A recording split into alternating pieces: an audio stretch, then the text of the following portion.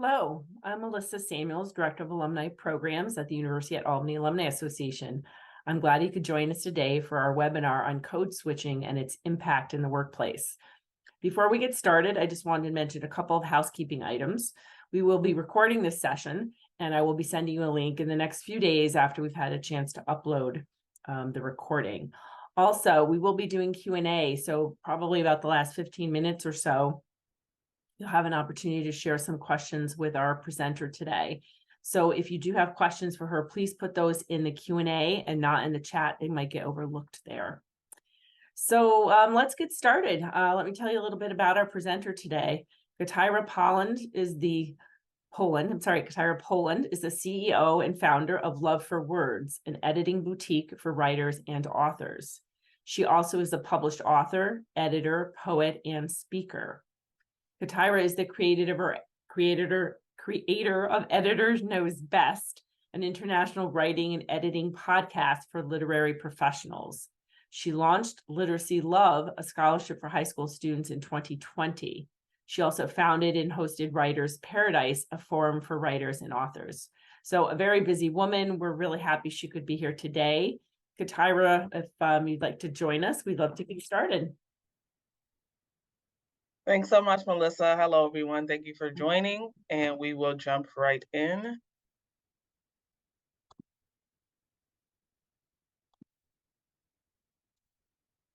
Okay, so,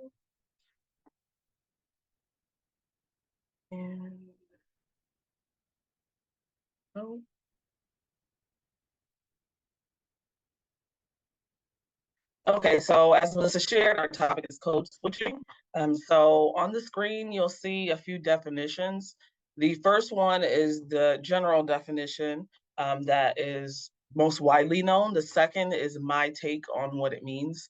So for me, it's the act of adjusting language, behavior, or attitude to adapt to a situation, environment, location, or culture. But as you can see in the first definition, it strictly focuses on language. But there are so many other elements of code switching that we'll be diving in today. So I feel like my definition is more fitting, especially for my presentation.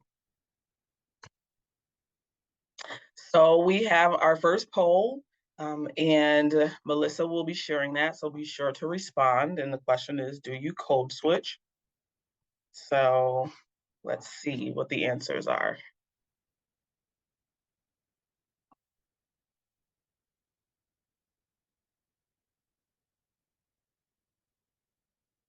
Okay, so I see most of you are saying yes, 71%. We'll probably be closing shortly. So the bulk of you say, yes, you do code switch. So I am glad to learn that about you all. I also code switch. So really everyone code switches. No one's immune to it. We're going to dive into some different types of code switching. However, there are people who are expected or feel more pressure to code switch versus other groups. So we'll dive into that as well. But on some level, everybody code switches, some more than others.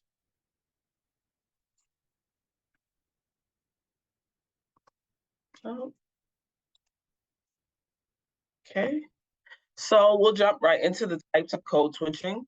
The first one I would like to talk about is language and also accent code switching.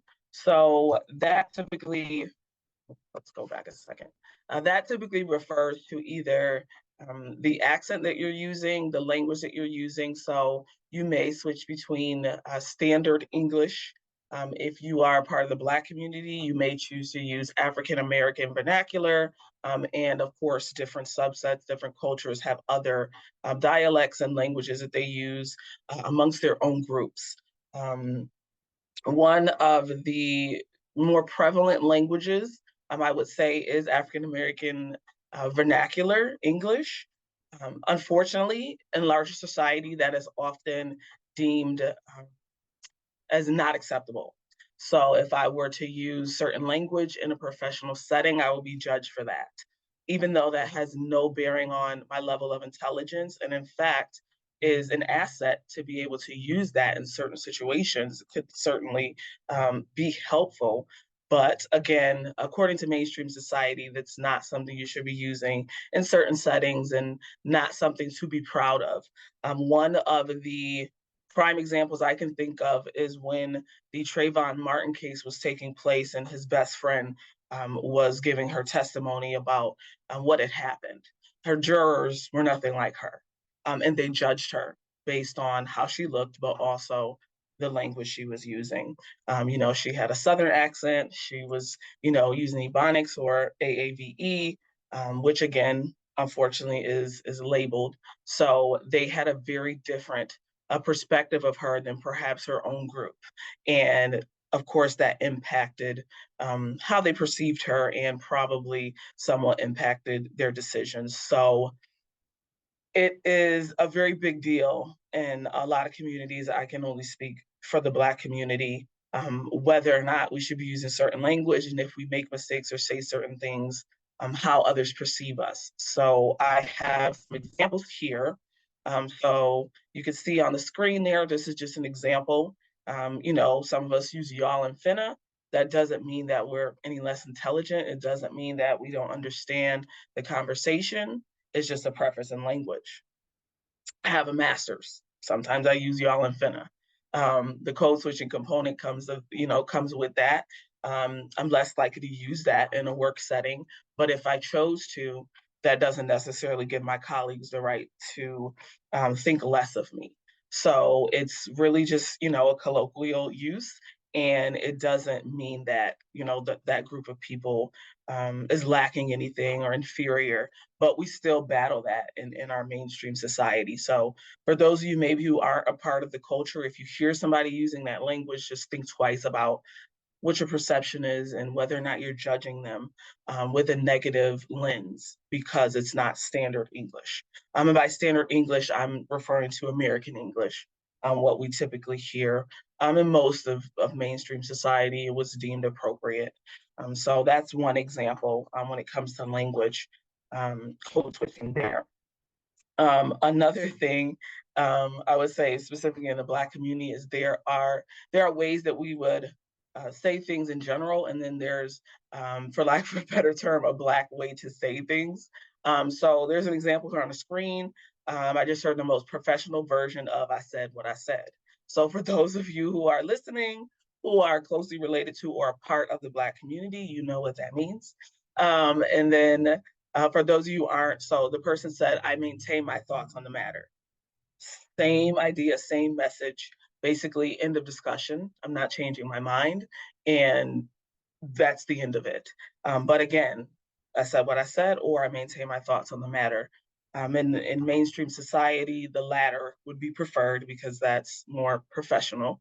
But I said what I said gets the point across the same way. Again, neither is better than the other. It's just a different way of saying it. And one more example is, I mentioned already, African American vernacular English. Unfortunately, of course, it is still deemed unprofessional. But there's lots of appropriation going on with different elements of Black culture. And again, this can apply to many cultures, but as a Black woman, throughout this presentation, I will be referencing the Black community, but it can apply to other communities as well. So in this case, appropriation is different than code switching, but they're closely related. For those of you who may not know, basically appropriation is taking something from a culture you're not a part of and not giving credit, and essentially reaping the benefits of taking whatever that is, whether that be a type of hairstyle, whether it's a catchphrase like "it's lit," or other things that come out of the community that you're not a part of. So there's lots of commercials and jingles that are pulling in all of these Black elements and Black examples of our culture and what we're doing, but not necessarily giving us the credit. There's the TikTokers, Black TikTokers who had these dances, and then the white TikTokers are doing the dances and getting the credit for it. So, and when it's in its natural state, or when you see a Black person with an afro, a lot of the times, I'll be talking about hair code switching later, a lot of times it's deemed as unprofessional. But if we see a white woman with an afro, it's cool, it's trendy. So that's just another example of appropriation and the ways that who we are is used against us, essentially. So that's another part of code switching. So that's, another example of code switching, but also in this specific shot on the screen or screenshot, the language is deemed unprofessional. So there's also, of course, language discrimination outside of the English language. So these are some of the ways it may show up for others who speak languages other than English, specifically here in the United States. So I know of someone who was telling a story. She was from Puerto Rico. I think she was a teen like in the 70s, but she actually took a class to get rid of her accent because she was teased about it. So there are people who go to that length so that their peers or their colleagues are not judging them based on their accent. And it may seem extreme, but when you, live your life and that's an important part of who you are, and you constantly have other people telling you it's not good enough or they can't understand you, you may choose to do something like getting rid of your accent, either by professional means by taking a class or forcing yourself to let that go. What I will say about that is it can have benefits. They might be more inclusive and more likely to speak to you because you're moving towards American English. But on the other side of that, that can be very detrimental to a person, to, of course, being told that you're not good enough the way you are and that your accent or the way you speak is problematic. So we're often shown the pros of code switching, but I feel like the cons are not often spoken about. So throughout the presentation, I'll be pointing out the detriments of code switching as well. Some of the other ways it might show up is denying speaking another language altogether, not even acknowledging that you have that skill or that your family speaks another language. Disassociating from families and family or friends with heavy accents. I'm not going to bring my cousin to the office holiday party because they're not going to be able to understand him, or they're going to make fun of him for his accent. Or when we get back to the office on Monday, they're going to ask me what he was saying because they couldn't understand his accent. And then lastly, disconnecting from the culture altogether. Depending on how severe the code switching is or the impacts it has had on the individual, they may choose just to walk away from their families and friends altogether, and particularly for U.S. culture, just assimilate fully and no longer have any attachments to the core, their ethnicity, race, or language. So some people choose to do that as well. So I found this online, and I thought this was an excellent way to put a spin on what's sometimes deemed as negative. So do you know what a foreign accent is? It's a sign of bravery. So I think this is something that should be promoted more. Being bilingual or speaking multiple languages is often seen as a positive, but in some aspects it can be seen as a negative. But I want us to show the positivity and the benefits of being able to speak different languages and being proud of that, and being proud of your accent, no matter how noticeable or not noticeable it is. So this is my first cultural reference to help drive home the point of the importance of language. So one of the other ways that language code switching comes into play is what's known as white voice. For those of you who are not familiar, that is basically an American English, typically considered, someone who is white. You would be using that voice instead of maybe your at-home voice that you're using with your friends or outside of the office. So I will be playing an example of that so that you have a reference for those of you who maybe are not familiar. So, just a second.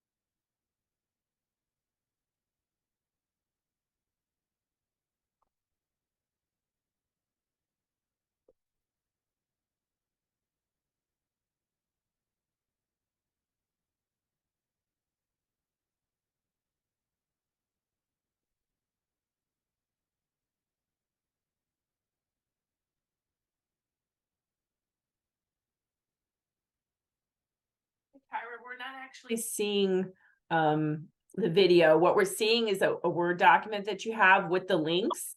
But that's it.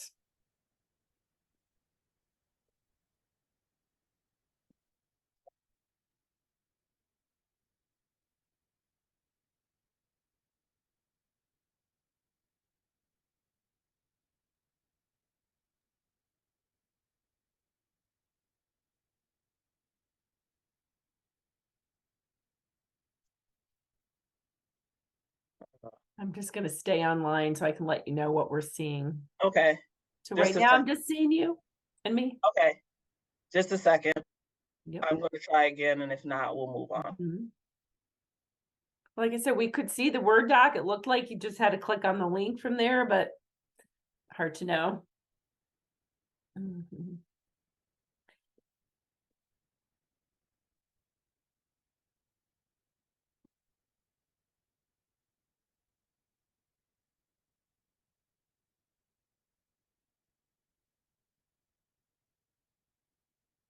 Okay, now we're seeing it.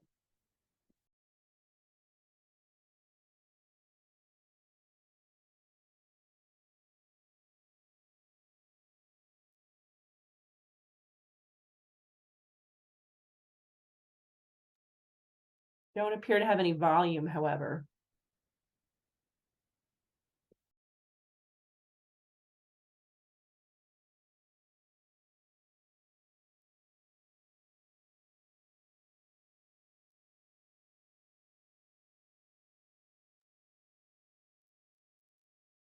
So we had the video for a minute, just no volume, and then we lost it.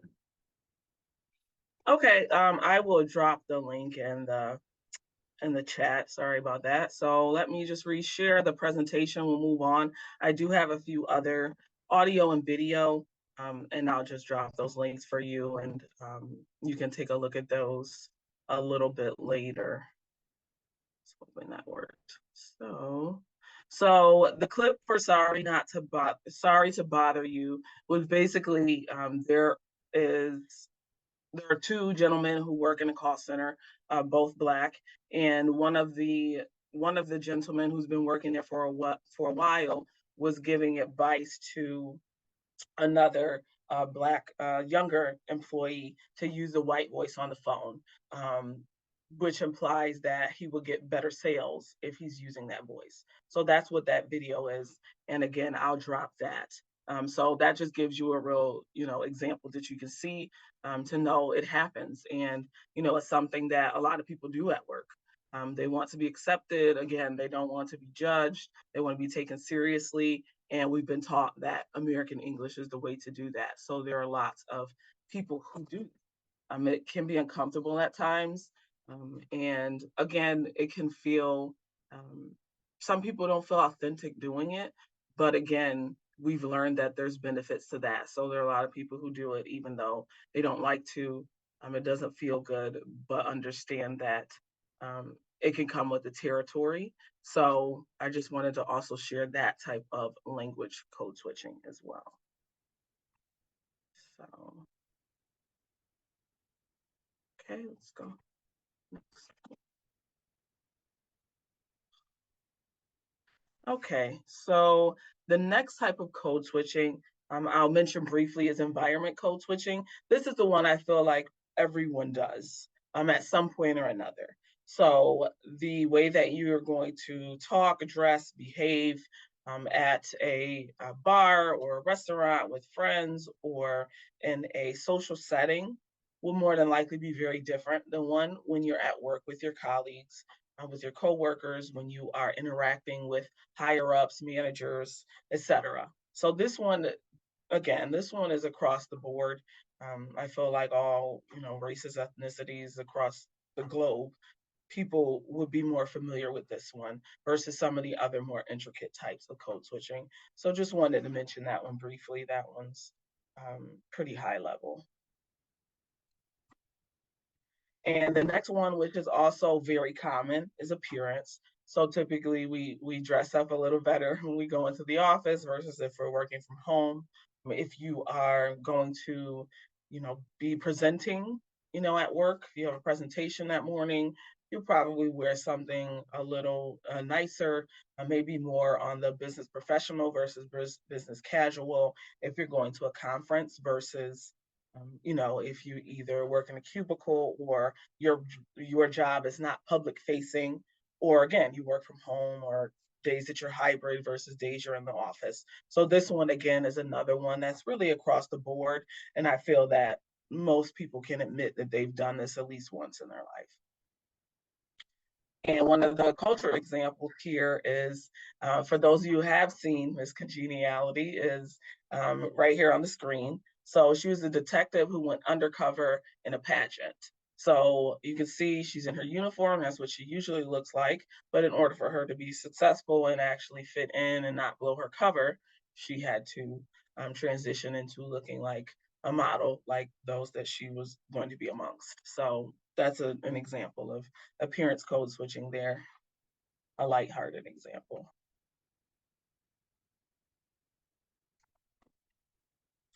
Okay, and then this is another cultural or society example. So for those of you who aren't familiar with Megan Thee Stallion, she's a rapper, an artist, entrepreneur, etc. Her music is very vulgar, lots of sexually explicit lyrics. However, that doesn't make her less intelligent. This is an old meme, but she now is, she has a bachelor's degree, so she was able to get her education, and that doesn't take away from her as a performer, entertainer, or make her any less intelligent than anyone else. And as you can see, she does her appearance code switching she has on her suits versus some of the costumes or outfits that she wears when she's performing. So that's another example of the different types of code switching and how, with certain groups, especially in the Black community, we're expected to code switch in so many different ways. So I wanted to share that example.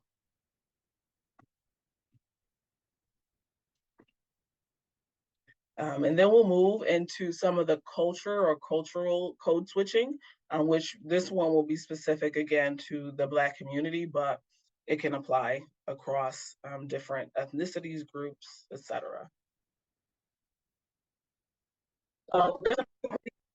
Again, videos, but this is the trailer for The Hate U Give. So that movie really is about her. The star character is, her name is Star, but she lives in a predominantly Black neighborhood. She goes to school in a predominantly white neighborhood. So the story is following her in her two different lives. What does Star sound like at school? What does Star sound like at home?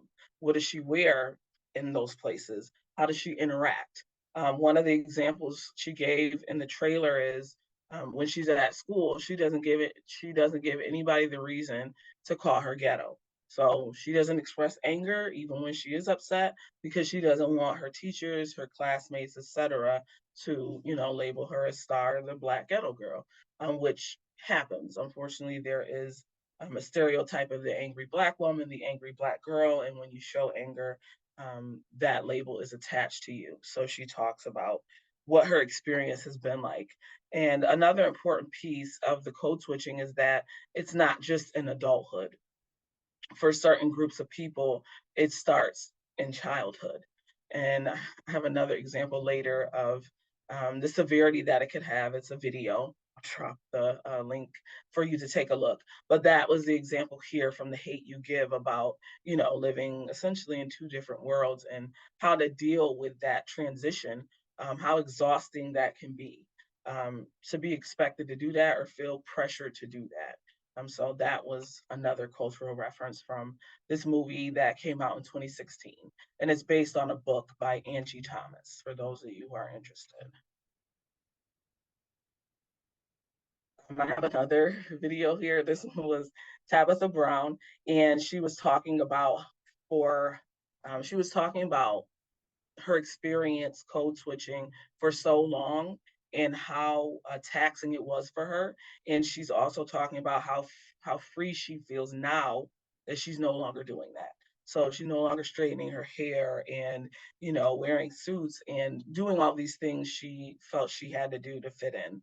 So that was a brief video, just her sharing her experience about letting go of that expectation and operating in her authentic space. So Tabitha Brown I believe she's a nutritionist and cook. She took off. She started on a YouTube channel and now she's a super celebrity. She's very well known. So I was excited to hear her talk about her transition. And also following up to that, code switching is an option. So I know someone personally who chooses not to code switch. He talks, at work like he talks at home, and it's something that he chooses to do. So there are people who don't code switch. You have to be ready for the consequences that come with that. But there are lots of pros that come with that as well, as I shared, feeling authentic, not being worried about being judged, not feeling like you have to hide who you are. So some people don't code switch. So you probably ran into some people and who have, and you notice their real selves and true selves all the time, or a majority of the time, and don't really buy into the code switching element. So sometimes it's pushed as mandatory, but it is in fact a choice.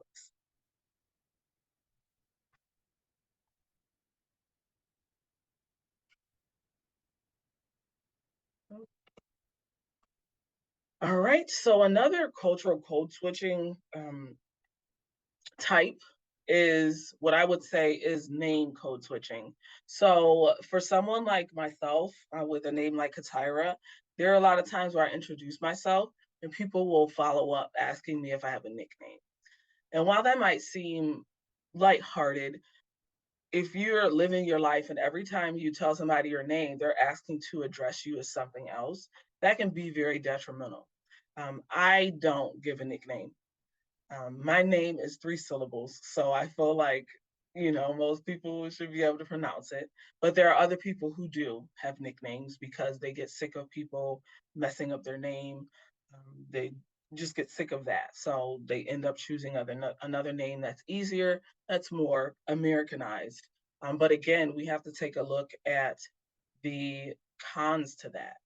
You're essentially being told your name is not acceptable. CaTyra is not acceptable. I'm going to call you Ty. So if that's happening to you throughout your entire life, that has an impact on you. Like, well, my name's not even good enough. I don't even deserve the respect for you to call me my name. You're asking me to address me as something else. So for those of you who do have Americanized names, obviously that's not something you experience. But I want to say that just because you're not experiencing these types of code switching doesn't mean it's not someone else's reality.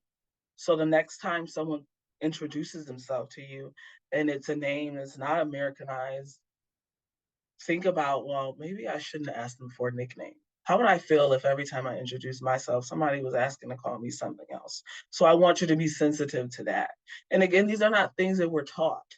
So this is not a point the finger. This is a let's correct it. Let me do right now that I know better. And again, the same thing for people who have ethnic or unique names. And one of the big examples of this is those who move to the US from other countries. So often by the time they get here, they're no longer going by their native name. They have adopted Jane or John because typically Americans stumble over names that are not, American. So they may feel forced to go by Jane or John instead of constantly repeating their real name only to have someone trample over it. So again, that can be it can be a very uncomfortable experience, and it can have a lasting impact on you as a person and confidence. People don't pronounce your name right, over a long period of time. And again, with my name, that happens. And sometimes you get sick of correcting people. So it's understandable why you would come up with a nickname, but it's still challenging. It's a hard pill to swallow. And then finally, I'll say there's still name discrimination happening. There's plenty of studies with resumes and names on the top. Some get the callbacks, others don't. They get a lot fewer callbacks. An example there, Sarah gets the callbacks and interviews that CaTyra never will. So unfortunately, that still exists. I would like to think it's better, and I'm sure there's studies that say otherwise and proving that it's gotten better. But the reality is name discrimination is certainly real. So just wanted to put that out there and recognize that some people code switch with their names, or they may go by a middle name that's more palatable, so to speak.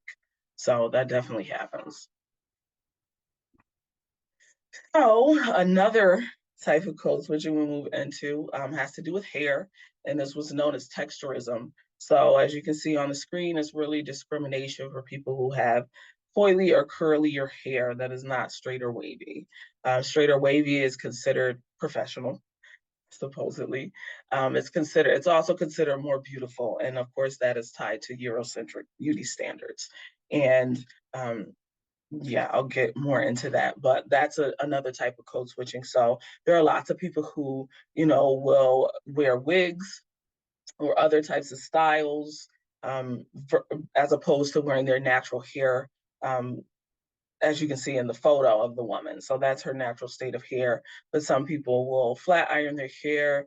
They may wear weaves or tracks or wigs or things like that, to portray a more acceptable version of themselves according to society standards. So these are the types of hair for those of you who maybe don't know what the spectrum is, haven't really had the experience with hair discrimination.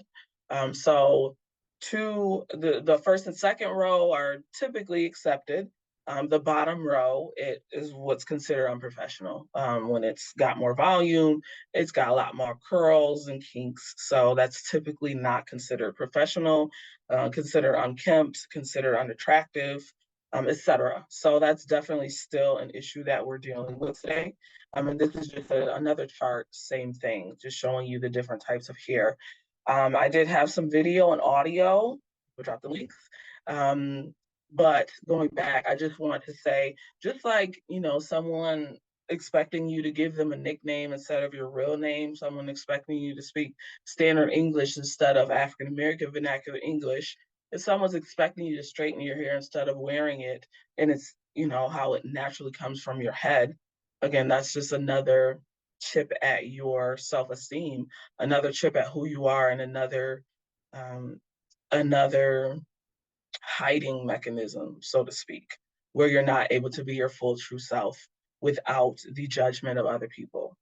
So if you've been told your whole life, you have to straighten your hair or you have to cover your hair, of course that impacts how you feel about yourself. So again, for those of you who don't experience, who never have, who never will, it's something to think about. You may have family members or friends who have, type 4 hair, and you might have type 2 or 3.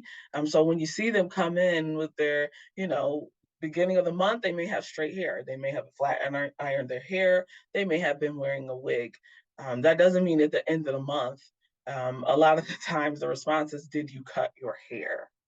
When you see a Black woman coming with a straight, and then 3 weeks later, she might have, 4C bottom row hair.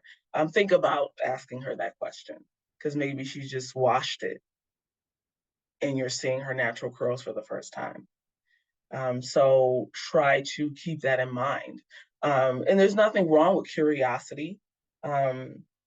If you're so inclined, you can ask, I would like to know more about, the different types of hair in your culture. There's nothing wrong with that. Just be respectful. How would you want someone to ask you about your culture who was not a part of your culture? What would make you uncomfortable? Would you want somebody to walk up to you and touch your hair to see if it was real? Which unfortunately happens. Someone attempted to do that to me, and it happens in the community. So if you are a white person and you're interacting with a Black person whose hair doesn't look like yours, please don't take it upon yourself to touch their hair without their permission. It feels awkward to say that, but it's something that happens. So just be mindful of those types of things. Even if it's not happening to you, it's not your reality, it's somebody else's, and be mindful of that. And again, respectful. We welcome curiosity, but not disrespect. So that's a little spiel on that.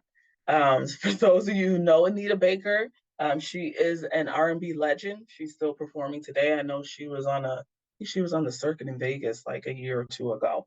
But this is her experience with Black hair. Now, she was huge in the 80s.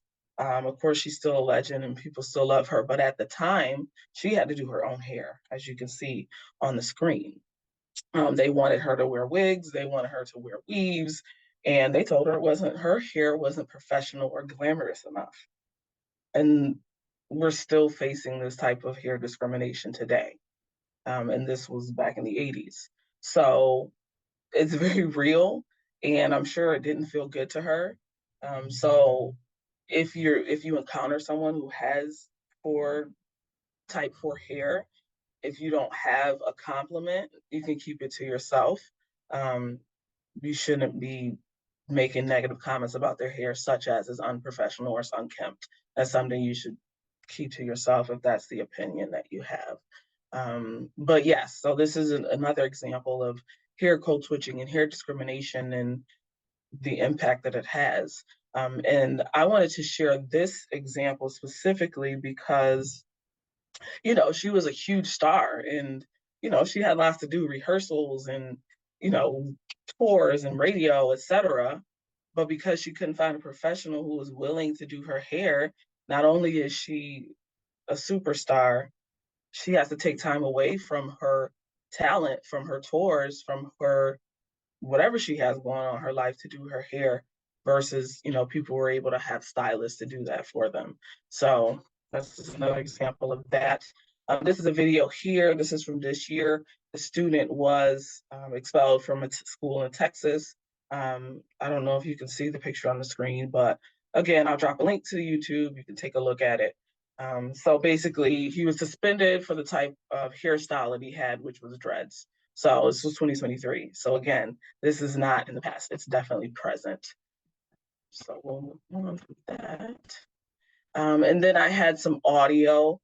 There was a candidate in an interview or speaking with an employer who told her hair was unprofessional and that she should keep it down with a rubber band. And this was, I'm not sure what year that was, but within the last 5 years. So again, this is a today problem, not a problem of the past. And then the final audio I had here was from a little girl who thought she was ugly. So her stylist was doing her hair and recording doing her hair, and the little girl turns to the screen and says, "I'm so ugly." And the hairstylist comforted her and assured her that she was beautiful.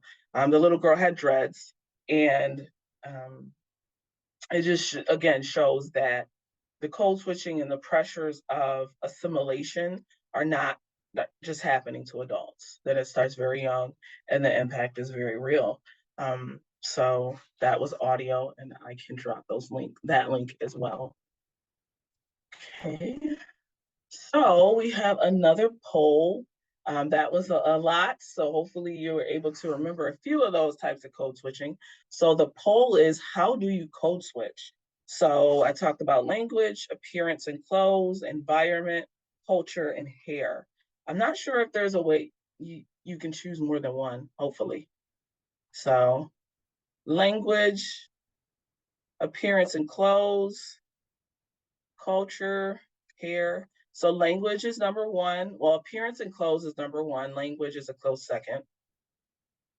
Just moving around a little bit. Moving around. All right, so it looks like language is number one and appearance and clothes is second. So 84 for language, 81 for appearance, and then culture 51, hair 43. So that gives me a good snapshot, and just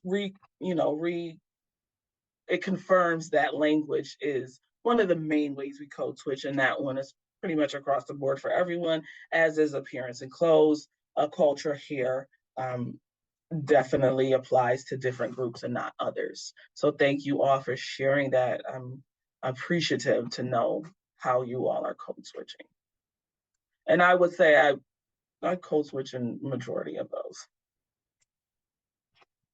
Okay.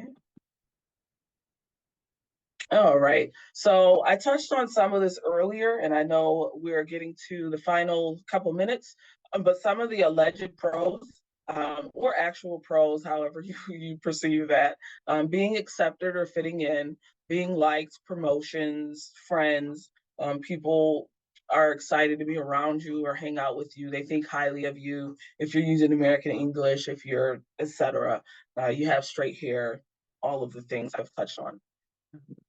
Some of the cons of code switching, again, I feel that this is not often talked about, so I mentioned it throughout. Tabitha Brown video, I had a video earlier, I'll drop the link, but this is something she said. I wasted so many years trying to fit in. She straightened her hair, she was trying to make other people like her, and at one point she got sick of it, and she decided to do herself and be her true self. So that is always a beautiful thing. So some of the ways that the code switching cons manifest is anxiety. Oh, I don't want to go out in public with my afro. It might be confusion, like, well, when can I wear my afro? Or when can I use ebonics without feeling I'm being judged? Sometimes it can lead to depression. The society is telling me my hair's not good enough, my name's not good enough, the way I talk is not good enough. I don't feel adequate, and depression may onset. There could be shame in your culture, shame in who you are. People may isolate, which may be related to anxiety as well. Less likely to interact for fear of judgment. And then lastly, low self-esteem. We touched on that as well. So one more poll we have. Has code switching benefited or harmed you, or both?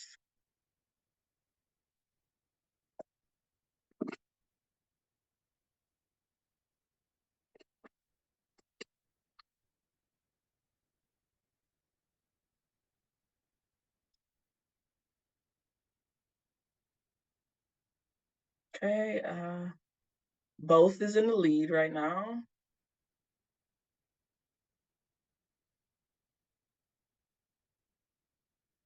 Got a couple more seconds. Okay, all right, so both. And I would agree with that. There's some times where it's been good and other times where it hasn't felt so good. One of the things that comes to mind is lots of Black people with type 4 hair have had or still continue to get relaxers, which chemically straightens your hair. That can also lead to, or often lead to, hair breakage. So your hair is not healthy because you're relaxing it, but you're relaxing it because society is telling you that's what you need to do. So, that's just an example of, there's the pros and cons, and these are some of the ways that people choose to, code switch. The other element that comes to mind also is colorism is discrimination against those with darker skin tones, but there are lots of people across the globe who are using skin whitening products. And we know that leads to cancer and all other types of ailments, where people are willing to risk their well-being to be lighter, to have lighter skin, to be better liked, to be considered more beautiful, etc. So sometimes people go to what we perceive as the extreme, but some people honestly don't see another way. And they really feel that these decisions will ultimately make their lives better. So they're willing to take those types of risks, or what others may perceive as risks. So that's just some other examples that came to mind. So I agree that it has both benefited and harmed me. And thank you all for sharing, your experiences as well. So, okay, I think that's the closing slide. Coping with code switching. If you have any methods or things that you do, you're free to drop it in the chat and share with other attendees. So some of the things I would suggest: counseling, having a discussion maybe with others who have similar experiences, journaling, and self-care. Because as I've shared, it can be really heavy to carry that. So there are different ways you can deal with it, and those are some suggestions that I have. So I would like to close with America is a salad bowl and not a melting pot. So that is not my saying. I need to credit the person, but I found it online, and I really love that statement because in the salad you can see all of the elements. You can see the cucumbers and the chickpeas and the tomatoes and the lettuce and etc. In the melting pot, you can't see anything. So if those cans weren't there, we wouldn't know what was in it. So I would much rather think of us as a salad bowl than a melting pot. And now we have time for Q&A. So I believe Melissa is handling the Q&A for us. Yes, I'm happy to come back on and help with that. CaTyra, if you want to turn off the your presentation, that'll allow people to see you bigger. Okay. Okay. So, just give me a second. I just lost us. Oh, what happened? I'm sorry. I seem to have. Here we are. Okay. So, someone asked, why is y'all an issue when it is technically a contraction of you and all? Again, perception. And I think a lot of it has to do with who's using it. So, I think the white Southern belle, we love that stereotype. So when we hear a white Southern belle using y'all, it's very endearing and charming. But if it's coming from a Black person, it's often not seen that way. So it depends on who's saying it and the perception. But you are correct in that way. So I think it's really more so about perception and your ideas about who should be using it and if it pleases your ears, depending on who it's coming from. Gotcha. Okay, so next question. If you feel that someone is code switching to make you feel more comfortable, should you acknowledge it? Yeah, it depends on the relationship. I mean, if it's someone who's a colleague that you're working with on a regular basis, a close family member, a friend, and for some reason they haven't gotten to that comfort level, you can absolutely just say, you're welcome to be yourself with me. I would like to get to know the true you, the authentic you, so don't feel that you need to code switch or adjust who you are for me.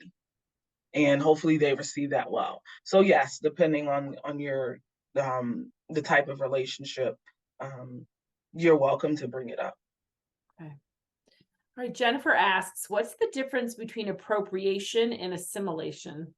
Yeah, so appropriation, again, it's so I'll use an example.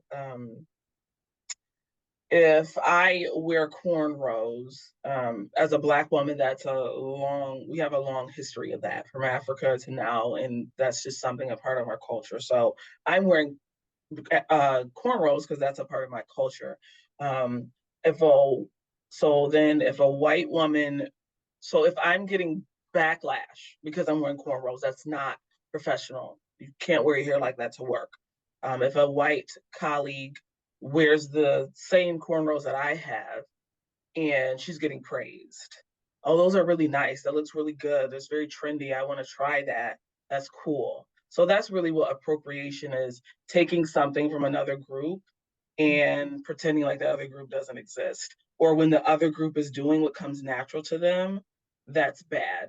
But when this other group has remixed it, that's considered acceptable. So it's really taking it from the home culture to mainstream, where then it becomes acceptable, then it becomes praiseworthy, then it becomes something good.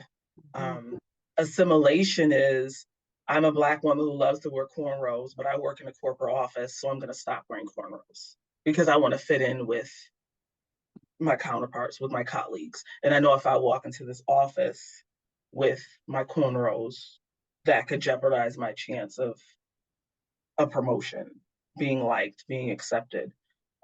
So that's what assimilation, and it's really a person who I don't like to use the term mainstream society, but a person who's outside of the mainstream society, trying to fit into the mainstream society. So I'm going to speak American English instead of African American vernacular because I want my counterparts to take me seriously.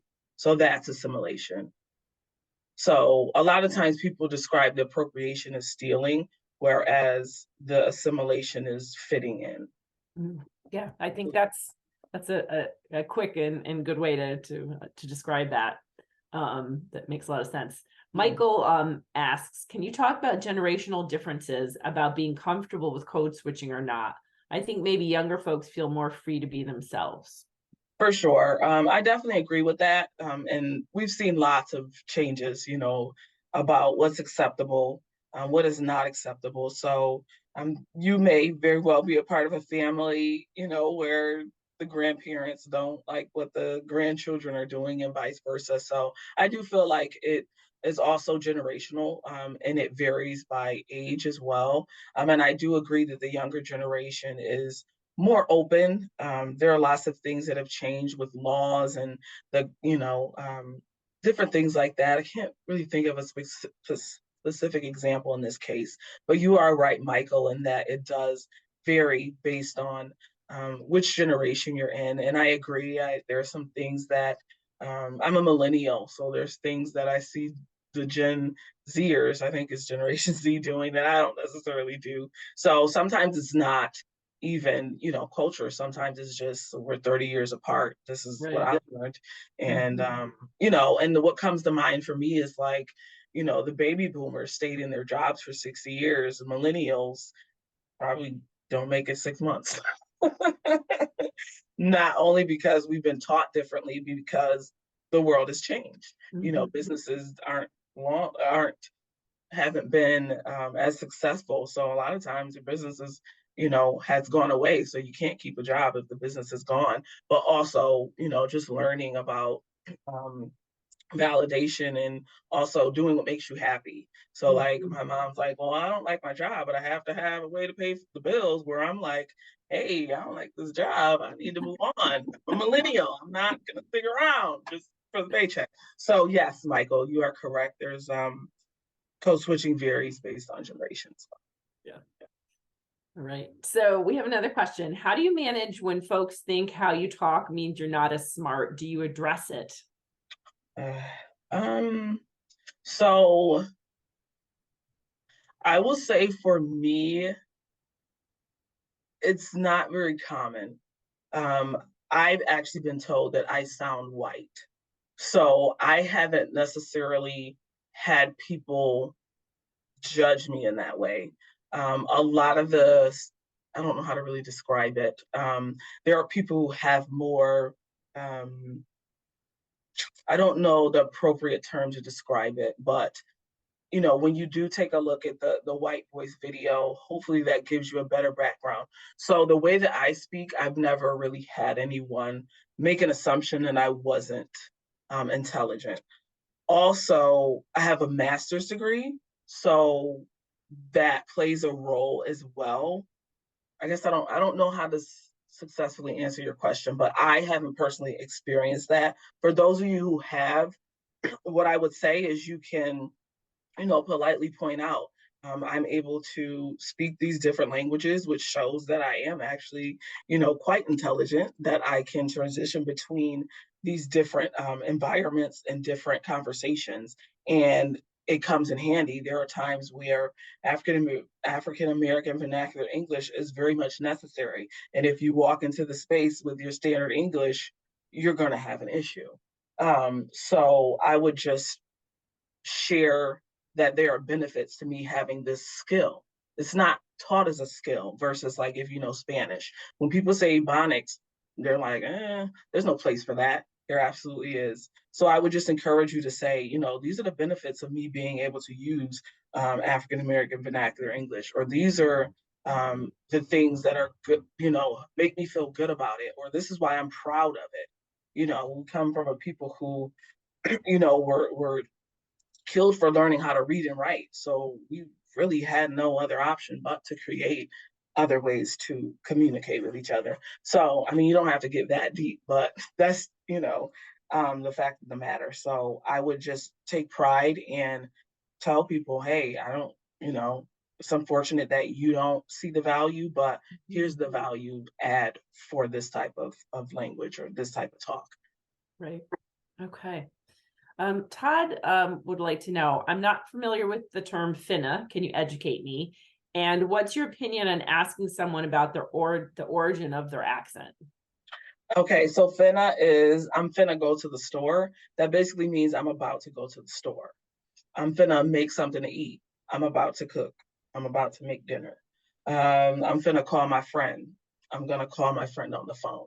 So it's basically just a word indicating you're about to take an action. I don't know the root of like which words that combines, but you can Google that and I'm sure you can find like a .edu or .edu website that will break that down for you officially and give you accurate information. But those are examples of how people use finna.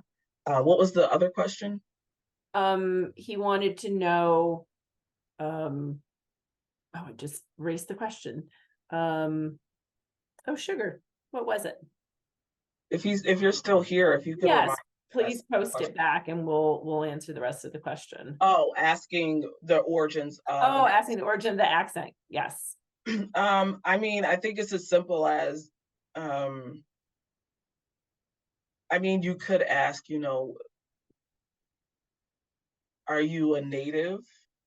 Um, no, I wouldn't ask that.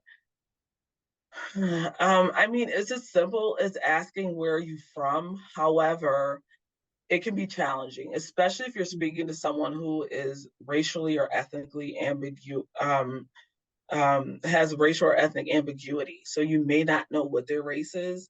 And that's another element of code switching where there's people who are multi or biracial and people look at them and don't know what they are. So they feel like they can probe and things like that. So I guess it would depend on the relationship you have with the person. I wouldn't encourage you to ask that in just meeting them. But, maybe if you've established some type of relationship at some point, you would feel more comfortable asking, where are you from? Maybe where were you born? But tread lightly, because I mean, if you're speaking to, someone who appears to be Chinese, they may very well have been born here. You don't want to assume that they were born elsewhere just because they look of a certain ethnicity. So that's a tough one. It's going to depend on the relationship and the context. Yeah, agreed. All right. We have another question. What are some strategies an organization can take to reduce the need employees may feel for code switching and the negative consequences of it? So more from an organizational standpoint, are there things that we can do? Yes, asking questions. So again, I gave the example of a Black woman coming in one day with braids down her waist, and then in a couple of weeks, she may have a straight bob. So instead of asking her if she cut her hair, oh, your hair looks different. What did you do? Oh, I took my braids out and I have a wig on. It comes across so much better than, oh, you cut your hair. And again, or she comes in with a short afro. So again, as I share, curiosity in most cases is much better than assumption and disrespect. Oh, I see you have your hair looks much curlier. Do you mind if I touch it instead of just reaching out? Um, it's really the question piece. And I can't remember who just asked who wasn't familiar with finna. So if you hear a colleague use that word, you can ask, what does that mean? Right. Instead of walking by, oh, what kind of word is that? Or they're not educated. So in my perspective, it's the curiosity element, but it needs to be genuine, not a question you're asking as a snide remark, or you're trying to make a joke out of it, or you're trying to, have a funny, reaction to it, like, oh, genuine curiosity. That's my answer. So if you genuinely don't care, I wouldn't pretend to care. But if you genuinely want to know, yeah, I really want to know, why CaTyra's hair looks so different than it did a week ago or 3 weeks ago, you can come up to me and ask me that. So my answer is genuine curiosity. Right. Just ask your colleagues about themselves and things that aren't common knowledge to you. showing an interest in those things. Right. So unfortunately, we're running out of time. We still have a bunch of questions. Someone did ask about sharing the video and audio links again. So I'll be sending a follow-up email to all of you, and we'll include those there. I'll So send them to we'll do one last question, and then we'll let CaTyra get back to whatever else she was doing today. How do you work to not be angry at the negative impact of code switching? Yeah, so what do I do? Again, the big one for me is, I mean, a lot of my friends have similar experiences to myself. So being able to talk to them and recognizing that I'm not alone. And then also, as I shared earlier, recognizing that people who don't experience this are not taught about it.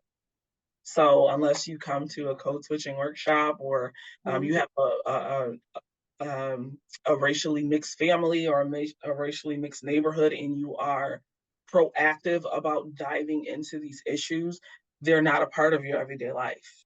You know, if your name is Tom or Sally, you don't know what it feels like to have somebody ask you for a nickname. So just remembering that some people don't know. Not that it's an excuse, but we don't know what we don't know.